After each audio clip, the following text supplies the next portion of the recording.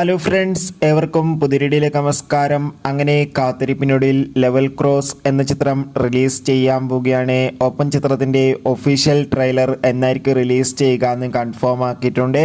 ആര് അപ്ഡേഷനാണ് എന്നൊരു വീഡിയോ ഭാഗത്ത്. വീഡിയോയിൽ കൊന്നുമ്പ് വീഡിയോ ലൈക്ക് ചെയ്യുക, ചാനൽ സബ്സ്ക്രൈബ് ചെയ്യാൻ വേണ്ടി ശ്രമിക്കുക. ജിത്തു ജോസഫിൻ്റെ സംവിധാനത്തിൽ ആസിഫ് അലി, ഷർഫുദ്ദീൻ, അമല പോൾ എന്നൊക്കെ പ്രധാന കഥാപാത്രങ്ങളായെത്തുന്ന ചിത്രമാണ് ലെവൽ ക്രോസ്. എല്ലാ സിനിമാ പ്രേമികളും ഒരേപോലെയാണ് ചിത്രത്തിൻ്റെ ഓരോ അപ്ഡേഷനും അറിയാൻ വേണ്ടി കാത്തിരിക്കുന്നത്.